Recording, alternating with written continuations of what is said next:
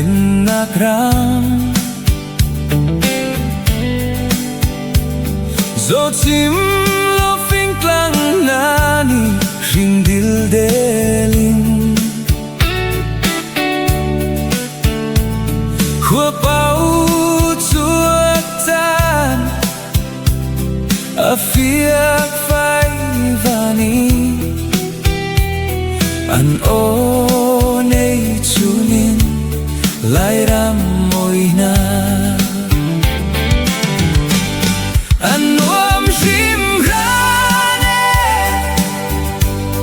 kan Lairam te ram tlong sa bang du in leng chiếu namo ram dang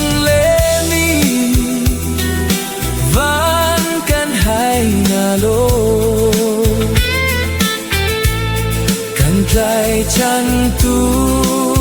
ke mo kan Lairam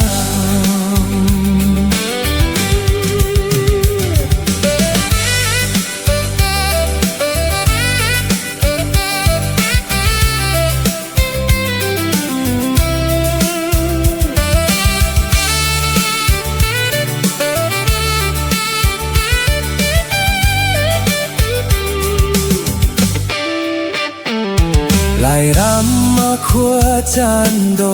na pathum kan ngei Phur chan le khua sik chan thal khua pau chan na Kum khát cungah chan voi thum kan mang nuam ring ran ko mo kan Lairam nuam sim rane kan Lairam te ram tong sa bang du in leng chiếu namo ram dang le mi van kan hai na lo kan pehtlai chan tu ke mo kan Lairam ram dang ni ngei ko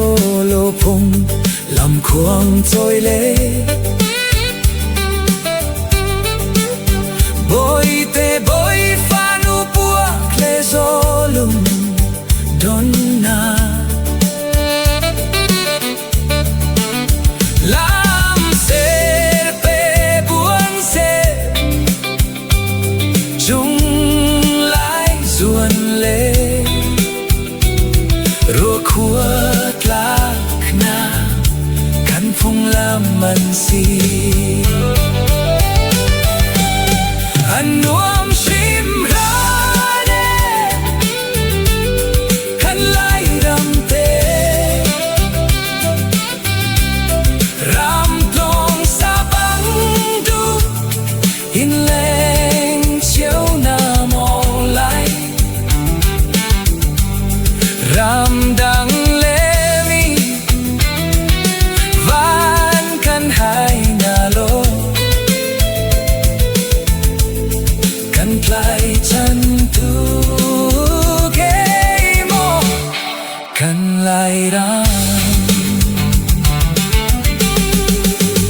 Lai pasal thana ram le